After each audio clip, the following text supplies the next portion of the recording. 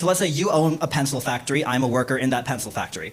You can have all the machinery, you can buy all the raw materials you want, but without me, that is worth less than the pencil when you try and sell it. And yet, all of that value added by labor, apart from the wages that you give me, which if we're being honest, there is a major power imbalance in our ability to negotiate that. If you're just one person trying to assemble pencils, you're not going to get very far. You need workers.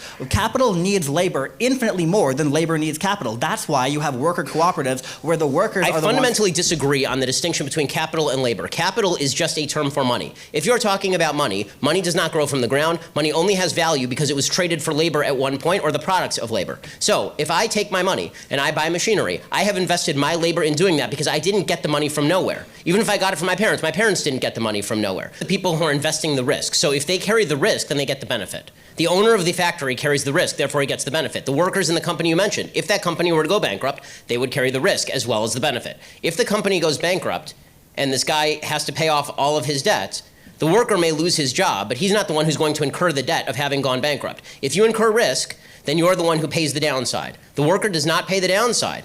Okay, it is the investor who pays the downside, who invested in all the machinery, who sunk millions of dollars into making your labor productive. Because guess what? Your labor is without that machinery. Gunk. Nothing. You don't have a pencil to put together. You don't got the wood. You don't got the paint. You don't got the rubber. You don't got the metal. You got nothing. Right? You're sitting there, standing outside, twiddling your thumbs.